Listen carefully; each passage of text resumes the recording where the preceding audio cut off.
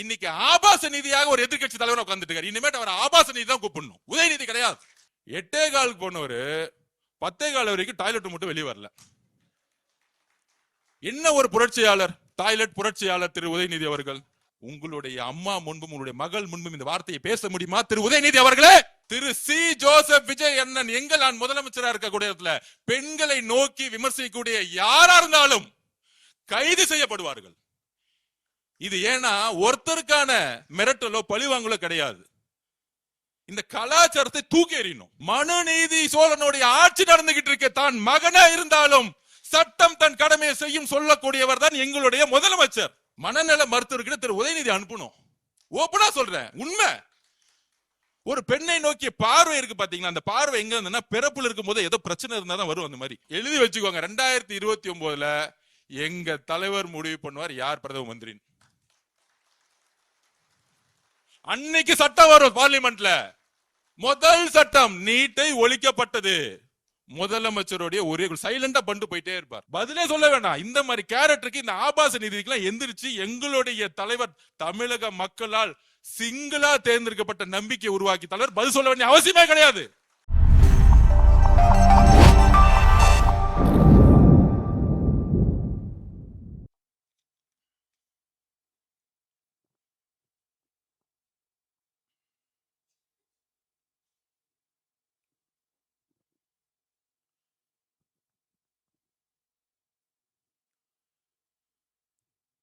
தெய்வத்தால் ஆகாதெனினும் முயற்சிதன் மெய்வருத்த கூலி தரும்.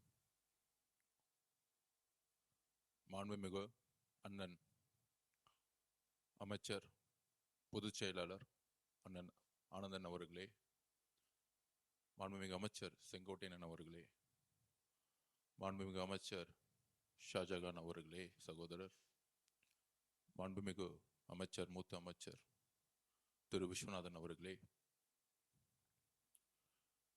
அமைச்சர்களே, சட்டமன்ற உறுப்பினர்களே, நண்பர்களே, எல்லோருக்கும் வணக்கம்.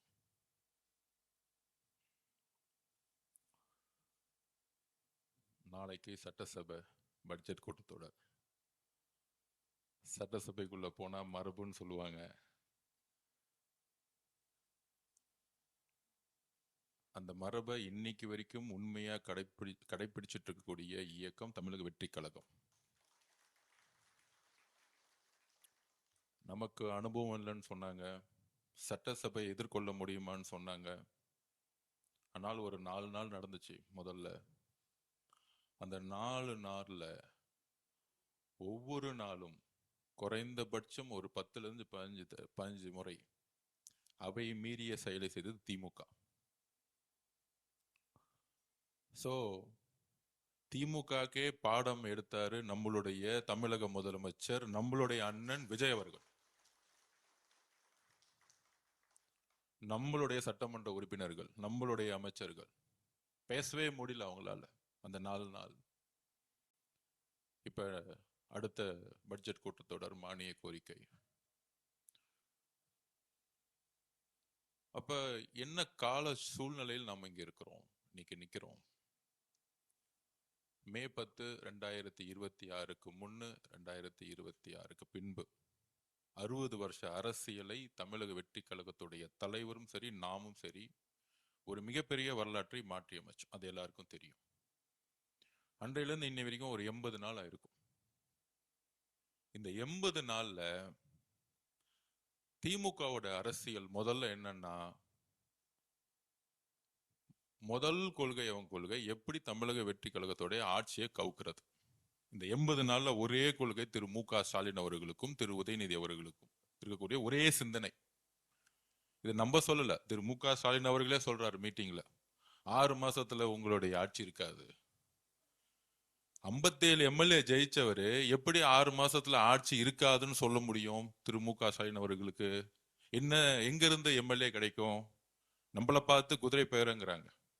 57 எம்எல்ஏ இருக்கக்கூடிய மு.க. ஸ்டாலின் எப்படி ஆட்சியை உருவாக்குவார்? எப்படி தமிழக வெற்றி கழகத்தை பார்த்து ஆட்சி இருக்காதுன்னு சொல்ல முடியும்? அதுக்குதான் இந்த குதிரை பேர வழக்கு. திரு செந்தில் பாலாஜிய கரெக்டா போலீஸ் டார்கெட் பண்ணி நம்ம கிட்ட இருக்க எம்எல்ஏ கிட்ட எல்லாம் போன் பண்ணி 50 கோடி கொடுக்குறேன், 100 கோடி கொடுக்குறேன், உங்களுக்கே எதிர்காலம் இல்ல, கொளத்தூர்ல டோட்டலா தோத்துட்டு வீட்டுல உட்கார்ந்துட்டு இருக்கீங்க. 60 வருஷம் 75 வருஷ கட்சி, 30 வருஷம் ஆளுங்கட்சி, முதலமைச்சரா உங்களுடைய தந்தை திரு மு.க. ஸ்டாலின் அவர்கள், திராவிட முன்னேற்ற கழகத்தோட தலைவர், கொளத்தூர்ல மக்கள் தூக்கி எறிஞ்சிட்டாங்கன்னா இது வரைக்கும் ஏன் தூக்கி எறிஞ்சிட்டாங்கிற ஒரு மெசேஜை கூட அவங்க இன்னும் புரிஞ்சிக்கல. ஒரே ஒரு முறைதான் கொளத்தூருக்கு தலைவர் போனார். அதுல 5 நிமிஷம் கூட பேசல. சேப்பாக்கம் மிஸ் ஆயிருச்சு அன்னைக்கு, அவ்வளவுதான்.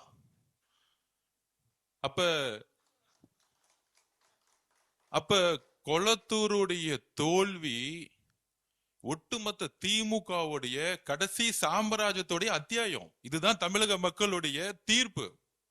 இன்னுமேட்டு திமுக குடும்பத்திலிருந்து ஒருத்தரும் முதலமைச்சர் ஆவே முடியாது. எழுதி வச்சுக்கோங்க. நீங்க என்ன அவதூறுனா பரப்பிக்கோங்க, என்ன பொய் வேணா பரப்புங்க, அதுக்கெல்லாம் நம்ம ரெடி. எல்லாத்தையும் பார்த்துட்டு வந்திருக்காரு எங்க தலைவர். நீங்க 4 நாள் உக்காந்து 2வது நாள் அன்னைக்கு பேட்ச் ஒன்று குத்திட்டு வராங்க, வாயத்தரங்க சிஎம். நான் அப்பயே சொன்னேன், அவர் அமைதியா 5 மணி நேரம் யோகா பண்ற மாதிரி அமைதியா உட்கார்ந்துட்டு இருந்தார். என்னைக்கு அவர் வாயை திறக்க போறோம் அன்னைக்கு நேஷனல் ஹெட்லைன்ஸ், அடுத்த 1 மாசத்துக்கு கதறுவாங்கன்னு நான் 3வது நாள் சொன்னேன். பேச ஆரம்பிச்ச அடுத்த செகண்ட் வெளிநடப்பு பண்ணிட்டாங்க. சட்டசபையில 3 நாளா வாயத்தரங்க செய்யம்னு சொல்லிட்டு அவர் எந்திரிச்சு என்ன பேசுறான்னு கூட கேட்கல. பார்ட்டி ஃபண்டுன்னு சொன்னதுதான் மிச்சம். உடனே திமுக அஞ்சிட்டாங்க. இந்த திருடங்கள்லாம் திருடிட்டு ஓடி போகும்போது போலீஸ் துரத்தும் போது யார் திருடன் யார் சொல்றான்னு அவன் தான் திருடனா இருப்போம். அன்னைக்கு சட்டசபையில எல்லாரும் எழுந்து நிச்சுட்டாங்க. பார்ட்டி ஃபண்டுன்னு ஏன் சொல்றீங்க? அங்க இருக்க அதிமுக, அங்க இருக்க அதிமுகவுடைய பொதுச்செயலர் இபிஎஸ் உட்கார்ந்துட்டு இருக்காரு, அவர் அமைதியா உட்கார்ந்துட்டு இருக்காரு. இந்த சண்டையில நம்ம எந்திரிக்க கூடாதுப்பா, நம்ம அமைதியா இருப்போம். ஆனா திமுக எந்திரிச்சு எக்ஸ்போஸ் ஆயிட்டாங்க. அப்ப அவர் பேசுறது கேட்க முடியல. ஏன் முடியலன்னா அதான் ஆதிக்கம். நான் திருப்பியும் பதிவு பண்ண, திமுகவுடைய தோல்விக்கு ஆதிக்கம். பண்ணையார் மனத்தனம், நாம மட்டும்தான் ஆளுங்கட்சி, எங்க அப்பா எங்க புள்ள நாங்க மட்டும்தான் முதலமைச்சர், ஒரு கொத்தடிமை கூட்டம் தான் அமைச்சர்கள், இப்படி ஒரு சிந்தனையை அவங்க நம்பிட்டாங்க. எலெக்ஷன் முன்னாடி ரொம்ப நம்பிட்டாங்க. அடுத்த 26க்கு இப்ப என் டிபார்ட்மெண்ட்லாம் பாத்தீங்கன்னு வச்சுக்கோங்க, நெடுஞ்சாலை துறையிலையும் பொதுப்பணித்துறையிலையும் 2028 வரைக்கும் டெண்டர் போட்டு போயிருக்காங்க. அட்வான்ஸ் வாங்கிட்டாங்க.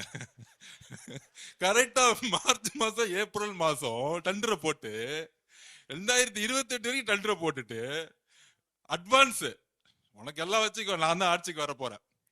அப்ப அவங்களுக்கு என்னன்னா முடிவு பண்ணிட்டாங்க, ஓகே நம்ம தான் அடுத்தது, என் பிள்ளைய தூக்கி அடுத்த முதலமைச்சர் போறேன், ஒரு கடுமையான சிந்தனை வந்துருச்சு அவங்களுக்கு. ஆனா ரிசல்ட் அன்னைக்கு நெஞ்ச மட்டும்தான் புடிச்சிக்கல, அப்படியே ஷாக் ஆயிருச்சு. உடனே அதிமுக பேச பார்த்தாங்க. அந்த கதையெல்லாம் நமக்கு எல்லாருக்கும் தெரியும். அதுல கூட்டணி கட்சிகளே சொல்லிட்டாங்க, நாங்க அதிமுகவும் திமுகவும் சேர்ந்து பிஜேபியோட சேர்ந்து ஆட்சி அமைக்க போகுதுன்னு கம்யூனிஸ்ட் தோழர்கள், ஐஎம்எல் தோழர்கள், காங்கிரஸ் தோழர்கள் எல்லாரும் சொல்லிட்டாங்க. இந்த அரசியல் ஃபர்ஸ்ட் 30 நாள் போச்சு. அடுத்த 30 நாள் நம்ம எம்எல்ஏ கிட்ட 50 கோடி கொடுக்கலாமா, 20 கோடி கொடுக்கலாமா? வேட்பாளராக இருக்கும் போதே 1 ரூபாய் கொடுத்து என் வேட்பாளரை வாங்க முடியல. எம்எல்ஏ ஆன எங்களுடைய சட்டமன்ற உறுப்பினர் கிட்ட எதிர்காலமே இல்லாத திமுக தலைவரே சட்டமன்ற உறுப்பினர் ஆக முடியாத திமுக நம்ம சட்டமன்ற உறுப்பினர் பேசுறாங்களா 50 கோடி தரேன் 20 கோடி தரேன். அவங்க பக்காவா ரெக்கார்ட் பண்ணி போலீஸ்ல கொடுத்துட்டாங்க. அதனால செந்தில் பாலாஜி காலையிலயும் மாலையிலும் சைன் போட்டுட்டு இருக்காரு. அப்ப நம்ம சட்டமன்ற உறுப்பினர்களுக்கு தெரியாதா? அடுத்த 10 வருஷம் இல்ல, திமுக தலைவர் மு.க. ஸ்டாலின் அவர்களே, எம்ஜிஆர் உயிரோட இருக்க வரைக்கும் அவர் சேர்ல இருந்து உங்க அப்பானாலே தூக்க முடியல, எழுதி வச்சுக்கோங்க. அவர் இருக்கிற வரைக்கும் உங்களால ஒண்ணுமே செய்ய முடியாது. உங்களோட சாம்ராஜ்யம் முடிஞ்சிருச்சு. அதுக்கு ஒரு 6 மாசம் அவங்க ஒத்துக்கிறதுக்கு. அது வரைக்கும் இந்த கடல்ல மீன் இருக்கு பாத்தீங்களா, எடுத்து தரையில போட்டீங்கன்னு வச்சுக்கோங்க, அப்படியே துள்ளும் பாத்தீங்களா, இந்த 6 மாசம் அப்படியே துள்ளிட்டு இருப்பாங்க. அதை நம்ம கொஞ்சம் கண்டு கூடாது.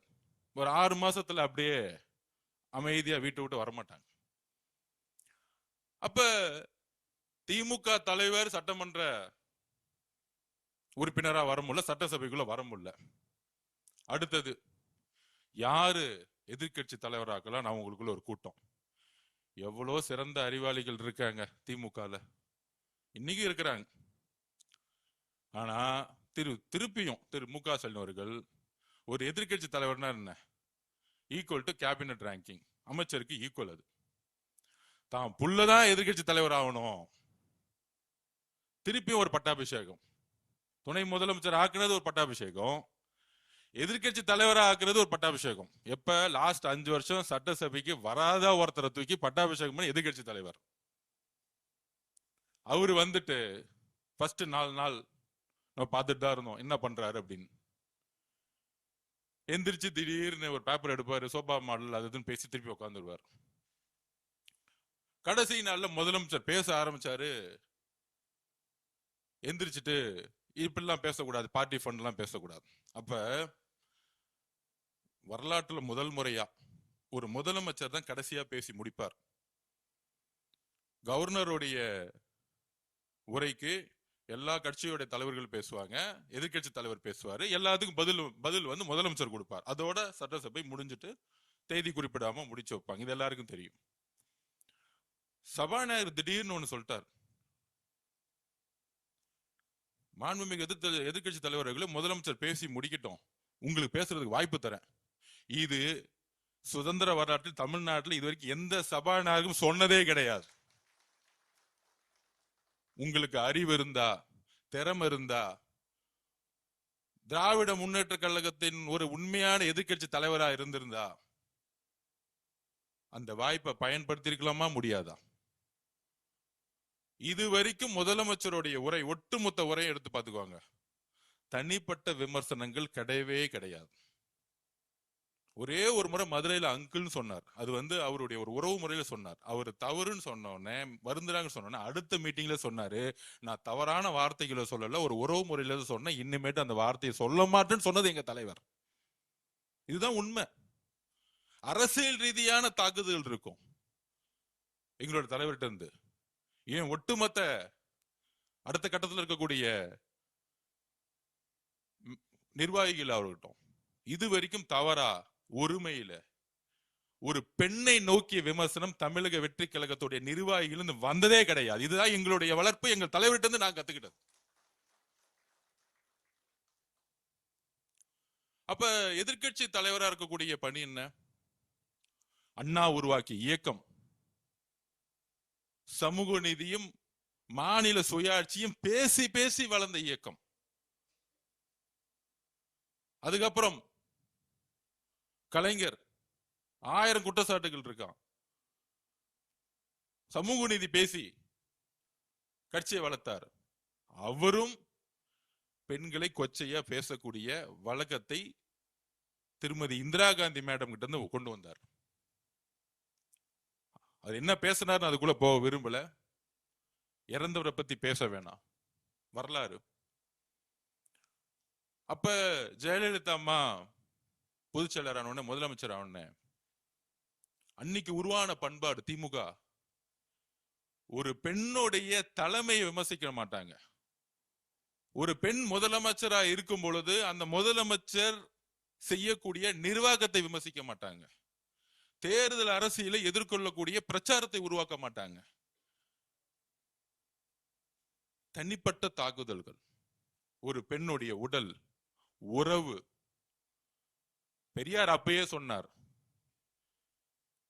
பெண்ணை கடவுளா பாக்குறதோட பெண்ணை சக மனுஷியா பாருங்க, நம்மள ஒரு ஆளா பாருங்க.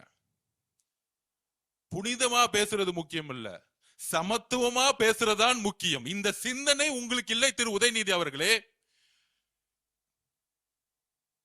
பெரியார் கருத்துக்களை உள்வாங்கி அண்ணா உருவாக்கிய இயக்கம், பெரியாருடைய பெண் ஏன் அடிமையானால் புக்கை எடுத்து மொத உதயநிதிக்கு புக்கை கொடுக்கணும். அந்த சிந்தனை இருக்குல்ல, அந்த ஒரு பிறப்பால் ஒரு சிந்தனை இருக்குல்ல திரு உதயநிதி அவர்களுக்கு. எங்க தாத்தா கலைஞர் முன்னாள் முதலமைச்சர், எங்க அப்பா முன்னாள் முதலமைச்சர் ஸ்டாலின், எங்க அப்பா முன்னாள் முதலமைச்சரா இருந்ததுனால இன்னைக்கு என்ன பட்டாபிஷேகம் பண்ணி எதிர்கட்சி தலைவரா உட்கார்ந்து வச்சிருக்க அந்த திமிர் இருக்குல்ல,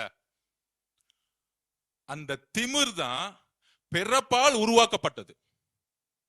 அந்த பிறப்பால் உருவாக்கப்பட்ட ஆணவம் தான் இன்றைக்கு 57 எம்எல்ஏவோட உங்களை உட்கார வச்சு 26 கட்சி கூட்டணியை உருவாக்கி ஒவ்வொரு தொகுதியில் 40 கோடி ரூபாய் செலவு பண்ணி 75 வருஷ பாரம்பரிய கட்சிய உங்களுடைய ஆணவத்தால் இன்னைக்கு உங்களை உட்கார வச்சிருக்காரு திரு மு க ஸ்டாலின் அவர்களை. இன்னைக்கு வீட்டுல உட்கார்ந்ததுக்கான உங்களுடைய ஆணவம்.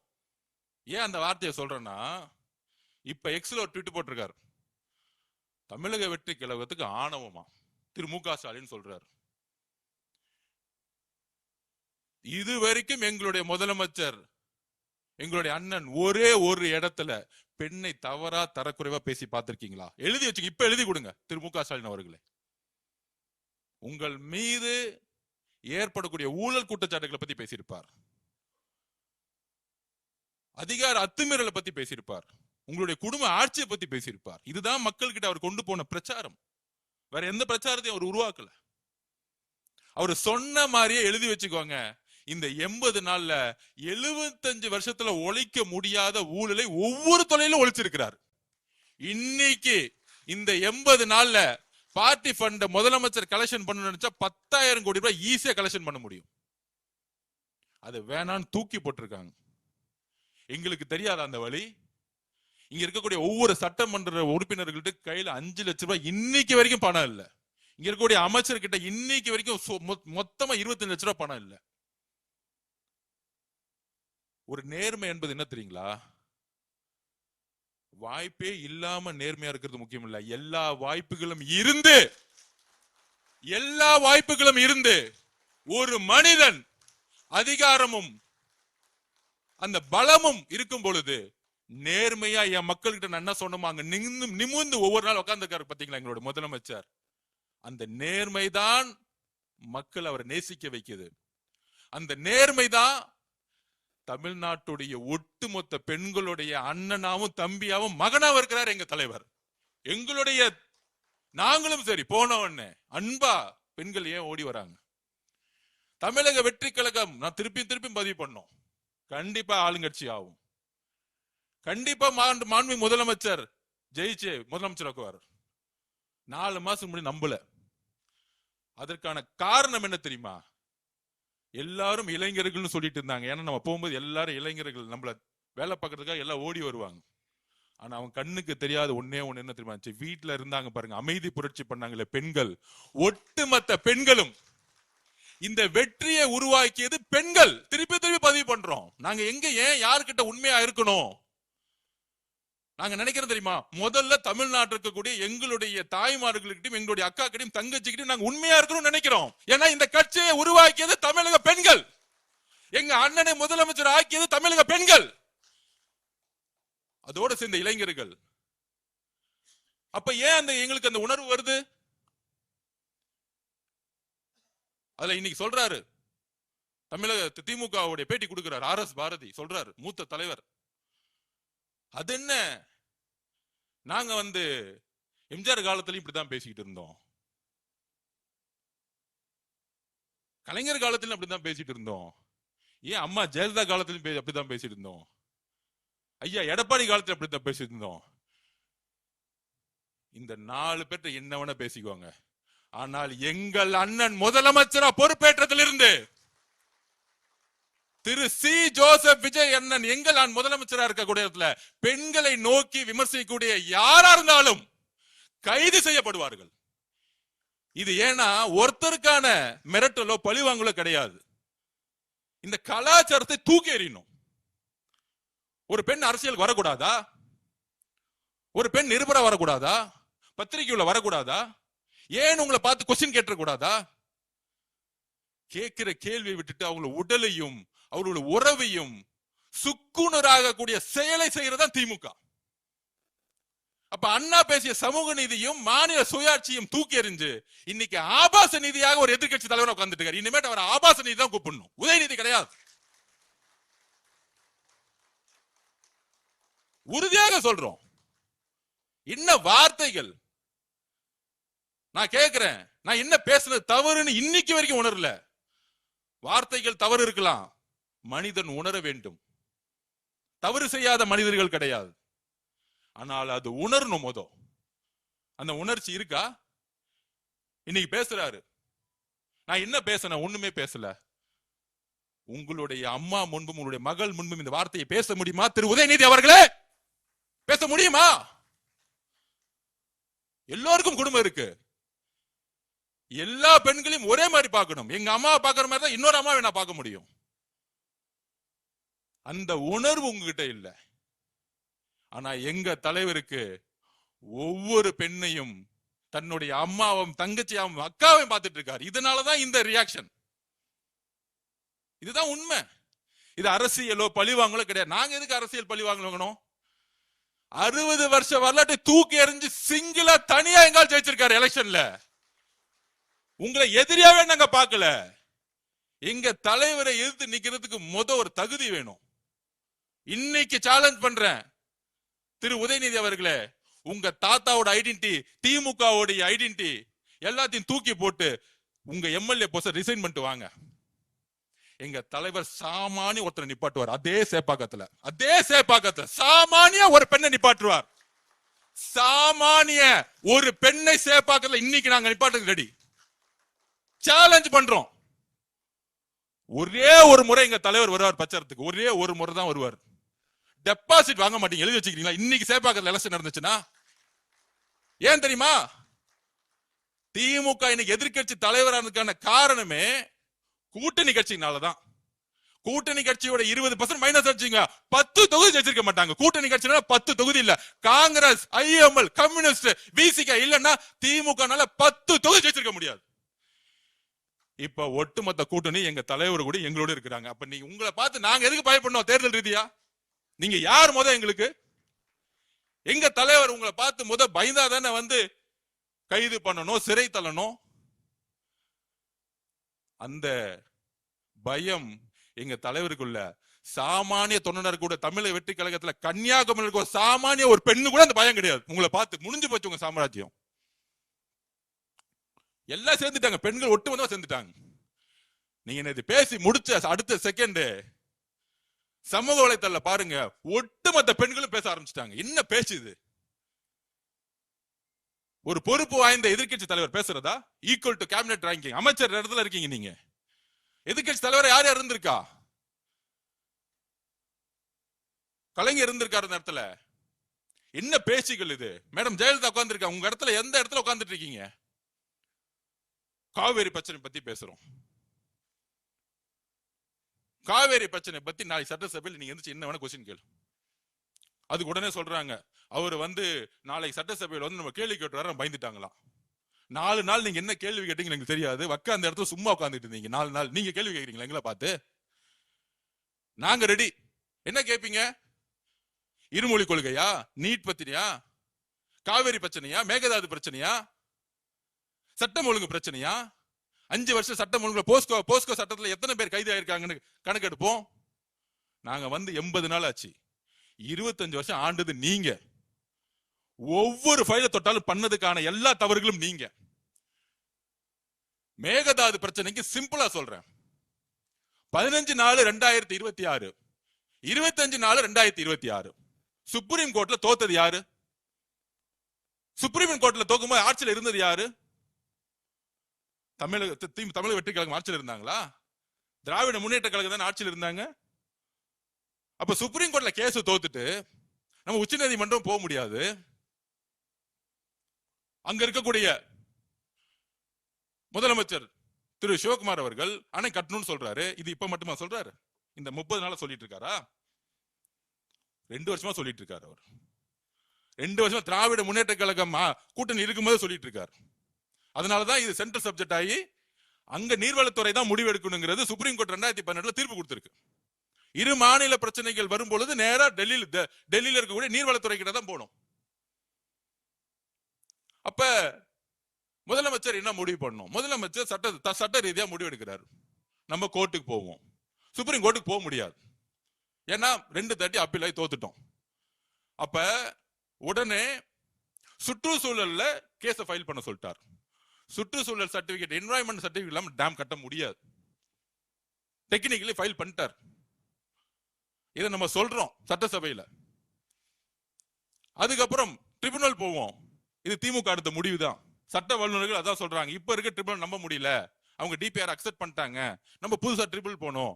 திராவிட முன்னேற்றம் கழகம் சொன்னதும் நம்ம சட்ட வல்லுநர் சொன்னதும் முதலமைச்சர் அக்சஸ் பண்ணி சட்டமன்றத்துல ஒரு மனதா தீர்மானம் பண்ணமா இல்லையா? அன்னைக்கு திராவிட முன்னேற்றத்துக்கு ஏதாவது கருத்து வேறுபாடு இருந்துச்சா? இல்ல அதிமுக கருத்து வேறுபாடு இருந்துச்சா? எல்லாரும் எந்திரிச்சு ஒரு மனதா தீர்மானம் நிறைவேற்றியாச்சு. ஆனா உடனே 10 நாள்ல 10 வருஷமா மழை பிரச்சனை கிடையவே கிடையாது. இந்த வருஷம் மழை இல்ல. இந்த 10 வருஷமா சொன்ன டைம்ல மழை வந்துச்சு, தண்ணி வந்துச்சு. மழையினால தண்ணி வரல. உடனே அரசியல், தமிழக வெற்றி கழகம் வந்த பிறகு தண்ணி வரல. திருப்பி நம்ம நீர்வளத்துறை அமைச்சர் டிஸ்கஷன் பண்ணி அங்க இருக்கக்கூடிய ஒழுங்காற்றுக்குள்ள உடனடியா அப்ளை பண்ணி அங்க கடுமையா சட்ட வல்லுநர்களை வச்சு நம்மளுடைய கோரிக்கையை சொல்லி அவங்களும் நமக்கு 3500 கனஅடி தண்ணீரை விடுங்கன்னு சொல்லிட்டாங்க. இங்க நம்ம எங்க தோத்துருக்கோம்? தண்ணி விடணும்னு சொன்ன பிறகு தண்ணி விடல. இது எப்பயுமே கர்நாடகா பண்ணும். உடனடியா உச்ச நீதிமன்றத்துக்கு போறதுக்கான ஆலோசனையை கொடுக்க சொல்லிட்டார் முதலமைச்சர். அந்த டிஸ்கஷன் போய்கிட்டே இருக்கு. திருப்பி மழை அங்க வந்துருச்சு. அதனால 16,000 கனஅடி 20,000 கனஅடி தண்ணி விட்டு ஆரம்பிச்சுட்டாங்க. அப்ப இந்த காவேரி பிரச்சனைக்கு நம்ம எங்க தவறு செஞ்சிருக்கோம்? அப்ப என்ன மாதிரி சூழ்ச்சி அரசியலை இந்த தமிழகம் மட்டும் உருவாக்குறாங்க, பொய்யான அரசியலை உருவாக்குறாங்க.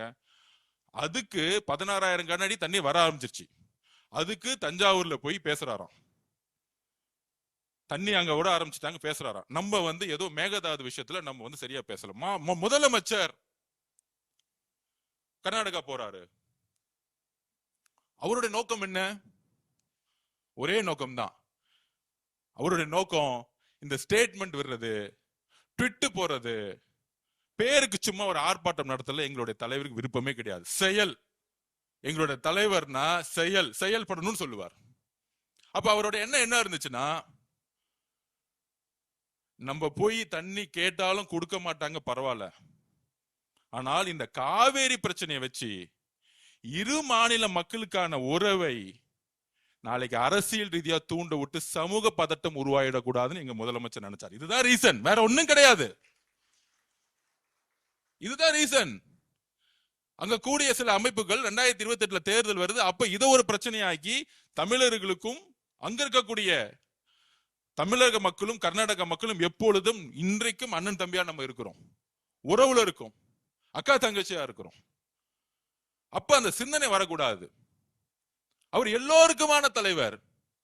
இங்க எப்படி கன்னியாகுமரியிலும் கிருஷ்ணகிரியிலும் அவர் போகும்போது 5 லட்சம் மக்கள் வருவாங்களோ, அவர் கர்நாடகால இறங்கி பெங்களூர் போகும்போது 10 லட்சம் மக்கள் நிற்பாங்க அவர் பாக்குறதுக்கு. இதுதான் எங்களுடைய தலைவர். அவர் கர்நாடக மக்களுக்கு சேர்ந்துதான் யோசிக்கிறாரு, அந்த மக்களுக்கு சேர்ந்துதான் யோசிக்கிறார். அப்ப 2 மாநில உறவை மேம்படுத்தணும். ஒரு பிரச்சனை வரும் பொழுது உறவு சரியா இருக்கணும்.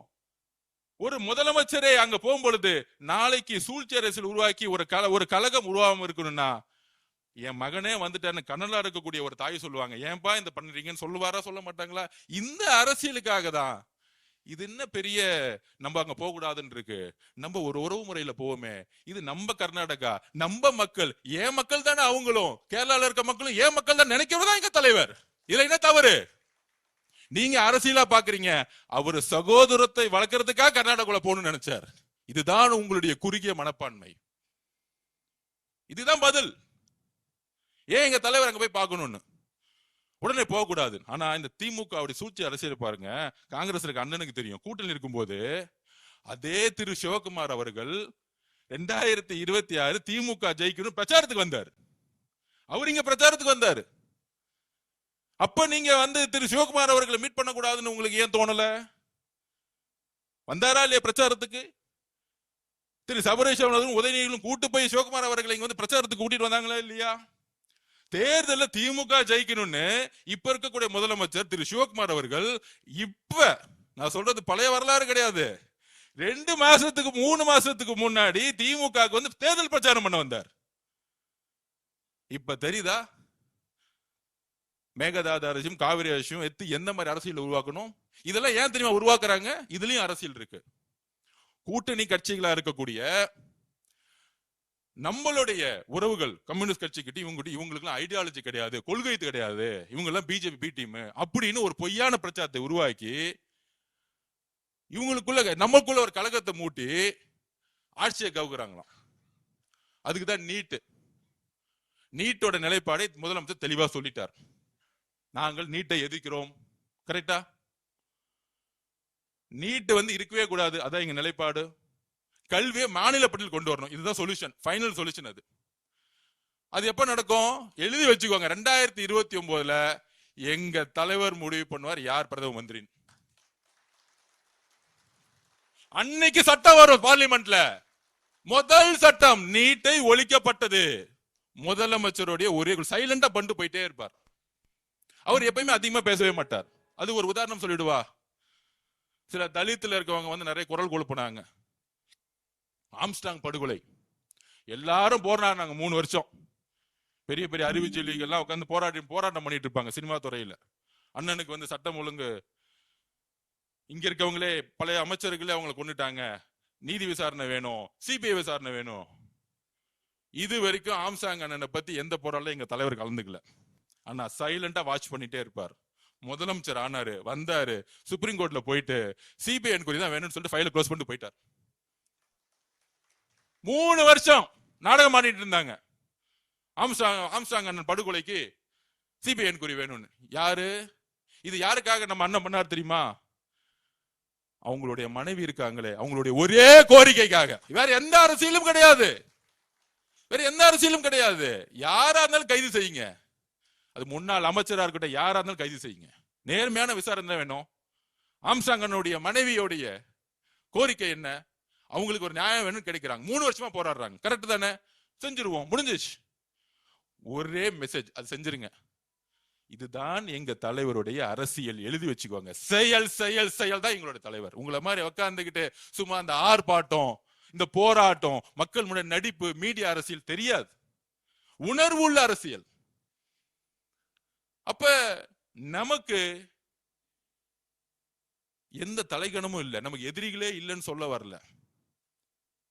தேர்தல் அரசியலில் எங்க தலைவருக்கு தெரியும் எப்படி வெற்றி பெறணும்னு. எங்களுக்கு அதனால எங்க தலைவருக்கு யாரை பார்த்தாலும் பயம் கிடையாது.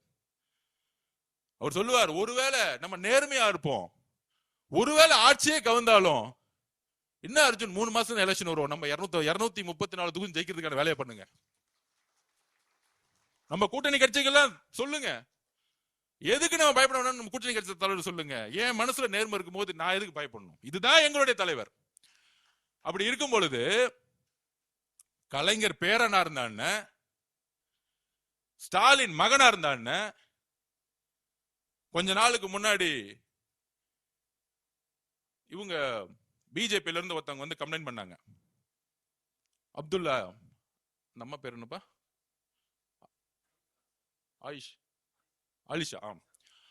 அலிஷா அப்துல்லா மேடம் வந்தாங்க. கமிஷனர் கம்ப்ளைண்ட் போச்சு. தரக்குறைவா யூடியூப்ல பேசினாங்க. தரக்குறைவா.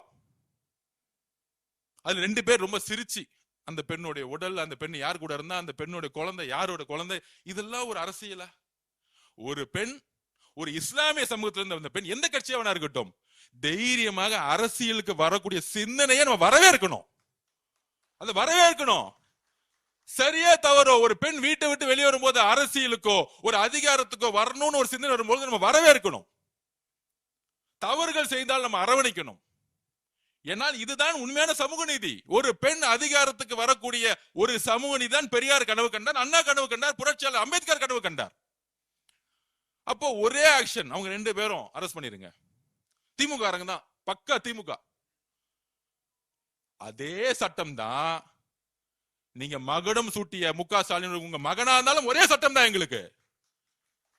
மனுநீதி சோழனுடைய ஆட்சி நடந்துகிட்டு இருக்கு. தான் மகனா இருந்தாலும் சட்டம் தன் கடமையை செய்யும் சொல்லக்கூடியவர் தான் எங்களுடைய முதலமைச்சர்.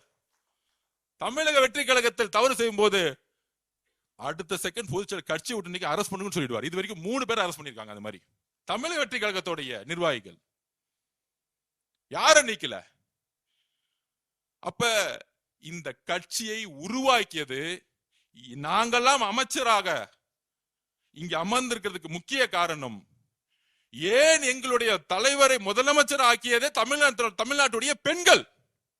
அப்ப அந்த பெண்களை கொச்சையாக பேசும் பொழுது யாராக இருந்தாலும் சட்டப்படி நடவடிக்கை எங்களுடைய முதலமைச்சர் எப்படியும் எடுப்பார். அதுக்காக எந்த போராட்டம் நாங்கள் எதிர்கொள்ள ரெடியா இருக்கிறோம். ஏன்னா இது தமிழக பெண்களுடைய கோரிக்கை. நேத்துல இருந்து ஒட்டுமொத்த நேஷனல் மீடியாவும் ஒரு எதிர்க்கட்சி தலைவராக இப்படி பேசலாமா? டிஸ்கஸ்டிங் ஸ்பீச்சஸ் நேத்துல இருந்து ஆரம்பிச்சுட்டாங்க, ஆர்குமெண்ட் ஆரம்பிச்சுட்டாங்க.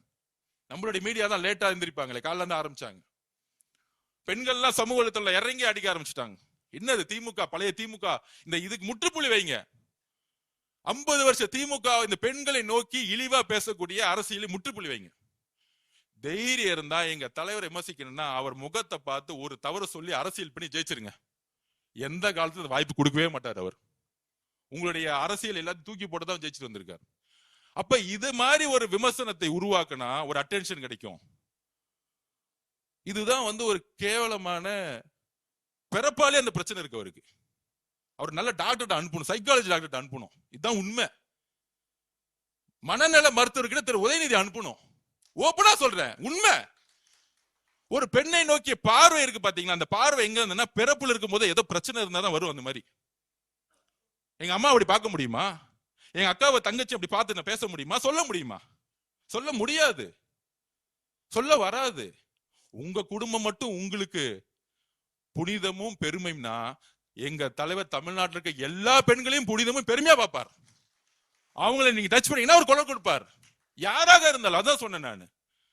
ஆலிஷா மேடத்தை கம்ப்ளைண்ட் வாங்கணும்னு ஆக்ஷன் எடுத்தாங்களே இல்லையா, யாரா இருந்தா உடனே விமர்சனம். இந்த பத்திரிக்கை அந்த பத்திரிக்கை அந்த மஞ்சள் பத்திரிகை எல்லாம் முதல் ஒழிச்சு விடணும். எல்லா பத்திரிகை யாரெல்லாம் பெண்ணை நோக்கி விமர்சனம் பண்றாங்களோ தவறு அது.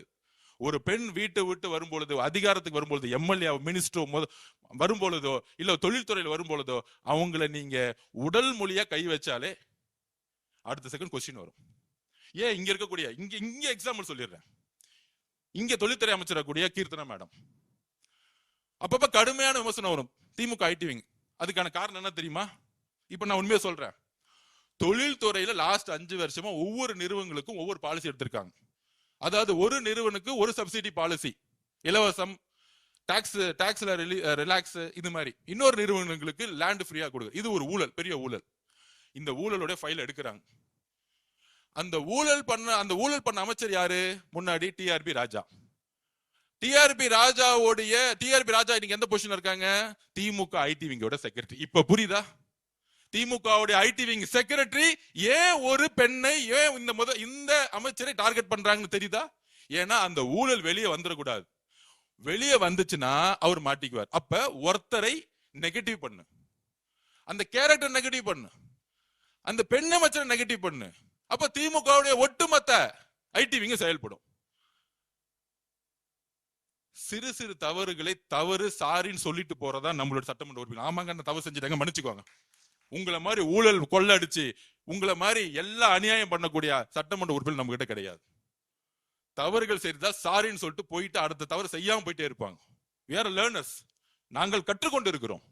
ஒரு ஸ்கூலுக்கு போறோம், ஐயோ அந்த இடத்துல பாத்ரூம் சரியில்லை, ஐயோ அந்த ஸ்கூல் சரியில்லை. இது ஒரு வீடியோ எடுத்து நம்ம சமூகத்துல போகணும்னு ஏன் சொன்னோம்னா இந்த அநியாயம் நடந்துட்டுன்னு காமிக்கிறதுக்கு, அது ரீல்ஸுக்காக கிடையாது.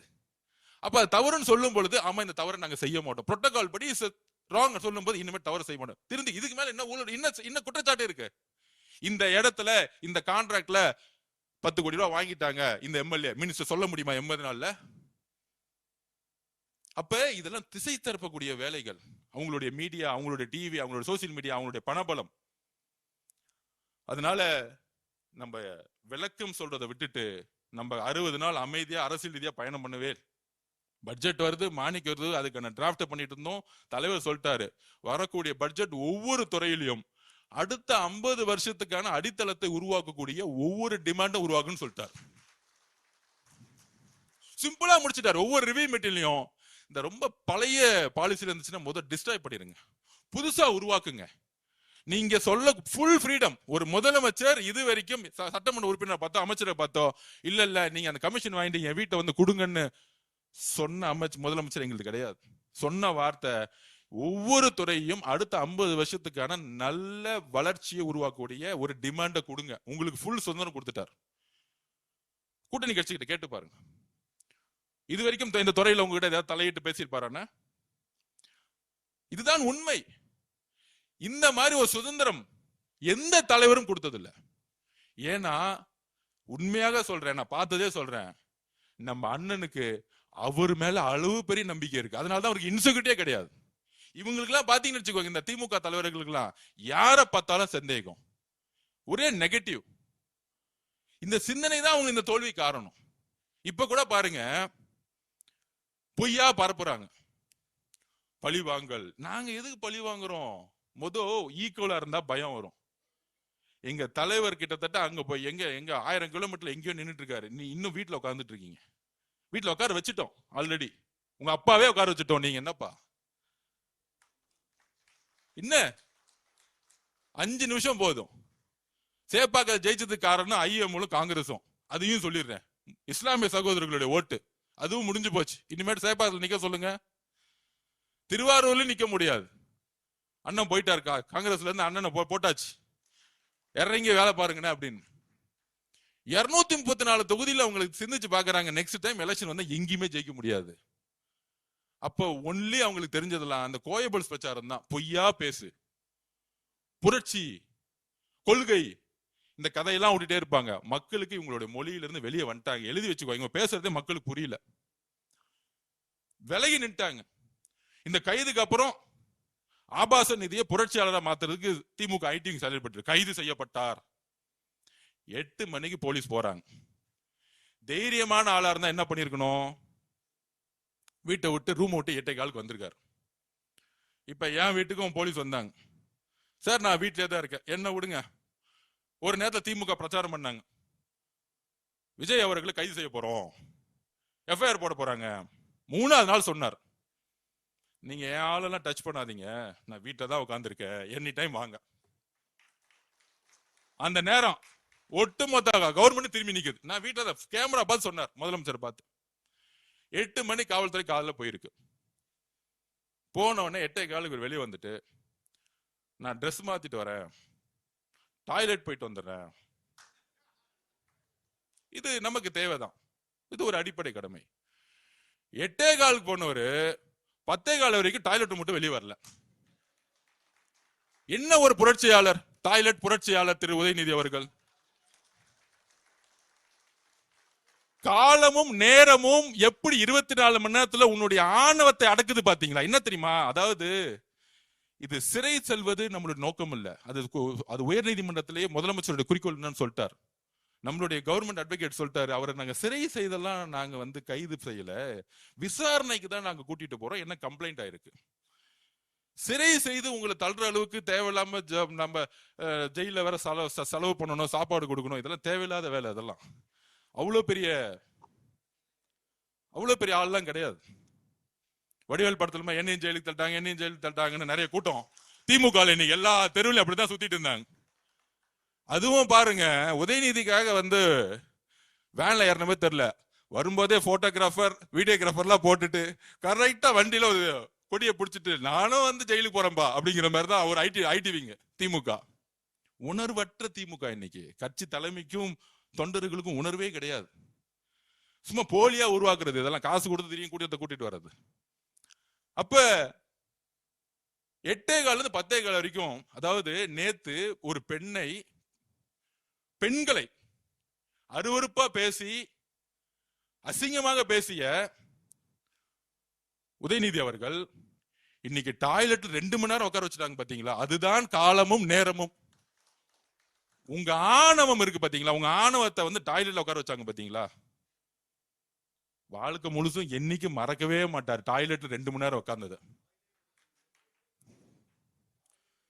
போலீஸும் வெயிட் பண்ணிட்டே இருக்காங்க, என்னப்பா இவ்வளவு நேரம் டாய்லெட் போயிட்டு இருக்காரு.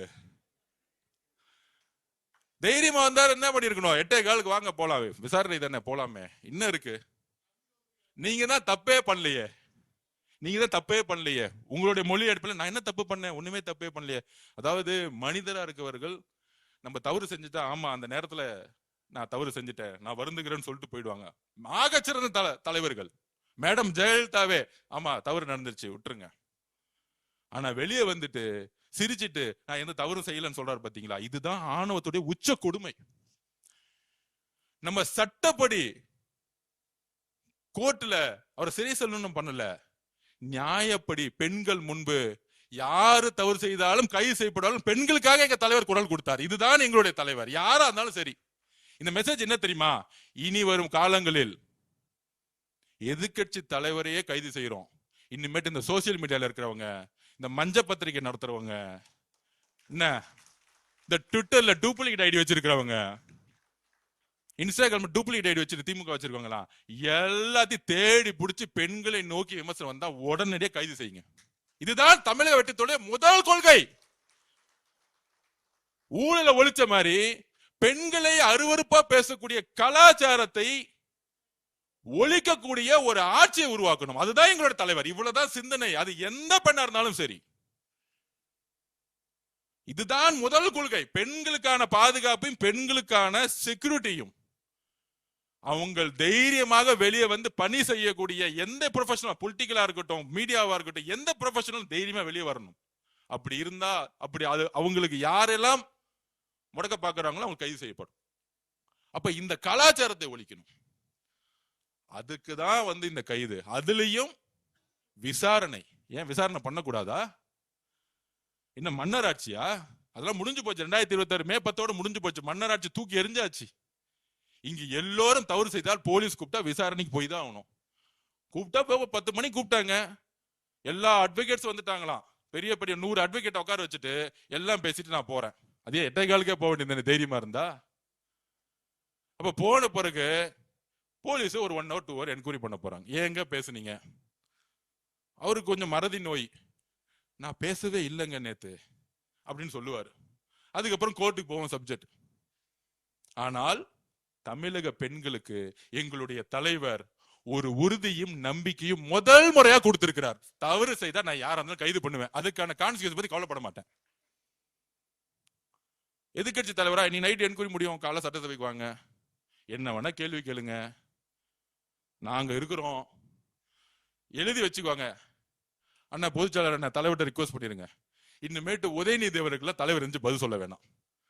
நான் இருக்கேன், அண்ணன் விஸ்வநாத அண்ணன் இருக்கிறாரு, செங்கோட்டை அண்ணன் இருக்கிறாரு, நம்ம தம்பி ரமேஷ் இருக்கிறாரு, இங்க இருக்கக்கூடிய சட்டமன்ற உறுப்பினர் இருக்காங்க, நம்ம பதில் சொல்லிடுவோம். தலைவர் போய் நேரா அவருடைய ஆட்சி பணியை அவர் பாடிக்கு செய்யட்டும், பதிலே சொல்ல வேண்டாம். இந்த மாதிரி கேரக்டருக்கு, இந்த ஆபாச நீதிக்கெல்லாம் எந்திரிச்சு எங்களுடைய தலைவர் தமிழக மக்களால் சிங்களா தேர்ந்தெடுக்கப்பட்ட நம்பிக்கை உருவாக்கி தலைவர் பதில் சொல்ல வேண்டிய அவசியமே கிடையாது, பதில் சொல்ல கூடாது. தயவு செஞ்சு தீர்மானம் போடுங்க. இனிமேட்டு எதிர்கட்சி தலைவர் எந்திரிச்சு சட்டம், அண்ணன் நீங்க தானே அவைத்தலைவர், நீங்க தயவு செஞ்சு சொல்லிடுங்க, நீங்க எந்திரிச்சு பதில் சொல்லுங்க போதுன்னு. இல்ல நம்ம ரமேஷ் போதுன்னு, நாம போதுன்னு, அண்ணன் இருக்கிறார், விஸ்வநாத் அண்ணன் இருக்கிறார், நம்ம பாத்துக்கலாம். அப்ப நம்ம பாத்துக்கலாம். தலைவர் வளர்ச்சியை நோக்கி அரசியலை உருவாக்கட்டும், நம்ம அரசியலை பாத்துக்குவோம். நீங்க அவரை, அதாவது திமுக காரங்களாம் இறங்கிட்டாங்க, சொல்றாங்க எங்க பார்த்தாலும் போராட்டம்னு. ஒண்ணும் இல்ல, எங்க பொதுச் செயலாளரும் சரி, நாங்களும் ஜஸ்ட் கண்ணு காமிச்ச ஒட்டுமொத்த ஜென்சி ரோட்ல இறங்கினா மகனை ஒருத்தனும் வீட்டுல இருக்க மாட்டீங்க, ஒருத்தன் வீட்டுல இருக்க மாட்டீங்க. அமைதியா, ஒருத்தர் அமைதியா இருந்தா ரவுடிசம்லாம் வேலைக்கு ஆகாது. பசங்க இறங்கினாங்கன்னா ரவுடிசம்லாம் வேலைக்கு ஆகாது. நாங்க அமைதியா ஜெயிச்சிட்டோம், மக்களை முன்னேற்றணும், இளைஞர்களுக்கு வேலை வாய்ப்பு இல்ல. எங்க தலைவர் என்ன பேசுகிறாரு, 55% இளைஞர்கள் இருக்காங்க, வேலை வாய்ப்பை உருவாக்கணும். அவங்க அரசியலா பயன்படுத்துறது மட்டும் நம்ம குறிக்கோள் இல்ல, இளைஞர்களுக்கான வேலை வாய்ப்பை உருவாக்கி முன்னேற்றம் நினைச்சிட்டு இருக்காரு. அப்படி ஒரு அரசியல் தலையீடு அவருக்கு வந்து டிஸ்டர்ப் பண்ணா, நாங்க இருக்கிறோம், மற்ற அமைச்சர்கள் இருக்காங்க, சட்டமன்ற உறுப்பினர் இருக்காங்க, இது அண்ணன் தீர்மானமே அண்ணன் கொடுத்துருங்க. நாளைக்கு வந்து உக்காரட்டும், அவர் எந்திரிச்சு பேசுறதுக்குள்ள என்ன வேணா பேசட்டுமே. ஏன்னா 30 வருஷம் ஆட்சி, 50 வருஷம் கழிச்சு எல்லா தப்பையும் அவங்க தான் பண்ணிருக்காங்க. நீட்டு அவங்க தான் முதலமைச்சர் இருந்தாங்க, 5 வருஷம் என்ன பண்ணாரு? மு.க. ஸ்டாலின் என்ன போராட்டம் பண்ணாரு? உதயநிதி அவர்கள் மெரினா பீச்சில் என்ன 50 நாள் உண்ணாவிரதம் இருந்து செத்து போறமே ஆக்சிஜன் ஏத்திட்டு வந்தாரா? கேக்குற 50 நாள் ஏதாச்சும் மெரினால வந்து உண்ணாவிரதம் இருந்தாரா? போயிட்டு டெல்லியில உண்ணாவிரதம் இருந்தாருல்ல, அவர் மாதிரி 30 நாள் உண்ணாவிரதம் இருந்தாரா? அனிதாவுடைய இறப்புக்கு எங்களுடைய தலைவர் செல்லும் போதே என்ன நினைச்சிருப்பாரு, ஒரு நாள் பாராளுமன்றத்தில் நீட் விளக்கப்படும், அதுக்கு நான் என்னுடைய குரலை கொடுப்பேன்னு அன்னைக்கு நினைச்சிருப்பாரு அவர். அது நடக்கும், எழுதி வச்சுக்கோங்க. தமிழ்நாட்டில இருந்து வரக்கூடிய குரல் ஒரு நாள் 2029 பாராளுமன்ற தேர்தலுக்கு பின்பு இந்த நீட்டை ஒழிக்கக்கூடிய முதல் சட்டத்தை எங்களுடைய தலைவர் வலியுறுத்துவார். அது நடக்கும், அது நடக்கும். அவரை பத்தி உங்களுக்கு தெரியாது, அது நடக்கும். ஆனந்தனுக்கு தெரியும், அவர் நினைச்சா நடக்கும். அவர் நினைச்சிட்டாரு, நீட்டே இருக்க கூடாது நினைச்சிட்டாரு, நீட் இருக்காது. அதனால நம்ம ரெடி ஆயிடுவோம். திமுக காரங்க ஏ ஓய் ஊன்னு கத்துவாங்க, எல்லாம் லைவ்ல போட்டாச்சு, அவங்க எக்ஸ்போஸ் ஆகட்டும். நம்ம உறுதியா டிமாண்ட், மானிய கோரிக்கை, முன்னேற்றம், மக்கள் முன்னேற்றம் போக்கஸ் பண்ணுவோம். அதுக்கு மேல தவறு செய்தா, இந்த கிரவுண்ட்ல ஃபுட்பால் மேட்ச்லாம் பார்த்துப்பீங்க, ஃபவுல் அடிச்சா ஆட்டத்தை விட்டே போயிடுவாங்க. ஆல்ரெடி உங்க அப்பா தவறு செஞ்சாரு, ஆட்டத்தை விட்டு போயிட்டார். அடுத்தது அவர் புள்ள ஃபவுல் அடிச்சுக்கிட்டே இருக்கு, ஆட்டத்தை விட்டு போறாங்க. நம்ம இறங்கி ஆட போறோம். இப்ப இல்ல, அடுத்த 50 வருஷத்துக்கு தமிழக வெற்றி கழகம் மட்டும்தான் இங்க இருக்கும். அதோட சேர்ந்த கூட்டணி கட்சி இருக்காங்க. தனியா நின்னே 35%, கூட்டணி வேற வந்துட்டாங்க 20%. குறைந்தபட்சம் தலைவர் பிரச்சாரம் பண்ண 65% ஜெயிக்க போறோம். 65% எலெக்ஷன்லாம் வச்சு கவலையே படாதீங்க. முன்னாடி தலைவரை கூட்டிட்டு போயிட்டு பிரச்சாரம் பண்றதா பிரச்சனை. அண்ணா வாயில சொன்னா கூட்டிட்டு போயிட்டு இட்டுன்னு வரதான் பிரச்சனை. இட்டுட்டு போயிட்டு இட்டு வருது. இப்ப பிரச்சனையே இல்ல. கரூர் வந்தாரு, 5000 போலீஸ் பாதுகாப்பு கரெக்டா கொடுத்தாங்க. எந்த வழி மறுக்கப்பட்டதோ அதே வழியில ரோட் ஷோ பண்ணார், அதே இடத்துல பிரச்சாரம் பண்ணிட்டு வந்தார். அப்ப இதெல்லாம் அவர் நினைச்சா நடக்கும். ஆனா பேசவே மாட்டார். அவர் பேசும்போது அவங்க காணா போயிடுவாங்க. இதுதான் அவருடைய வரலாறு. அதனால அவங்க காணா போறதுக்கான எல்லா வேலையும் செஞ்சுட்டு இருக்காங்க. நம்ம நம்பிக்கையா உறுதியா விசாரணை நடக்கட்டும். கிளீனா சொல்லிட்டாங்க, விசாரணை முடிஞ்சோன்னா வீட்டுக்கு அனுப்பிச்சிருவோம். சிறை செல்லக்கூடிய பழக்கம் எங்களுக்கு கிடையாது. எங்களுக்கு யாருமே எதிரியா நினைக்கக்கூடிய பழக்கமே கிடையாது. எங்களுக்கு அந்த அந்த பயமே கிடையாது. எந்த கட்சியை பார்த்து போய் தனியா நின்னே நாங்க ஜெயிச்சிட்டோம், கூட கூட்டணி வேற இருக்கு, எதுக்காக ஒருத்தரை பார்த்து நாங்க பயப்படணும், எதுக்காக ஒருத்தர் சரி சொல்லணும்? இதுதான் நான் திருப்பி திருப்பி பதிவு பண்றேன். அதனால நாம் மிகப்பெரிய வெற்றிகளை பெற போறோம். இவங்களுடைய பொய்யையும் இவங்களுடைய சூழ்ச்சிகளையும் தூக்கி எறியறதுக்கு நமக்கு நிதானமும் பொறுமையும் ஒற்றுமையும் வேணும். இது எல்லாம் தலைவருக்கு ஒரு பலமா இருக்கும். தலைவரோட பலத்துக்கு நான் திருப்பியும் சொல்றேன், அடுத்தது 50 வருஷத்துக்கு பக்கத்துல நிக்கிறதுக்கு யாருமே கிடையாது. அதனால நம்ம சட்டசபையில நிமிர்ந்து போவோம். ஏன்னா நம்ம நேர்மையாளர்கள், நம்ம தலைவர் ஒரு மிகப்பெரிய நேர்மையான ஆட்சி உருவாக்கி இருக்கார். நன்றி, வணக்கம்.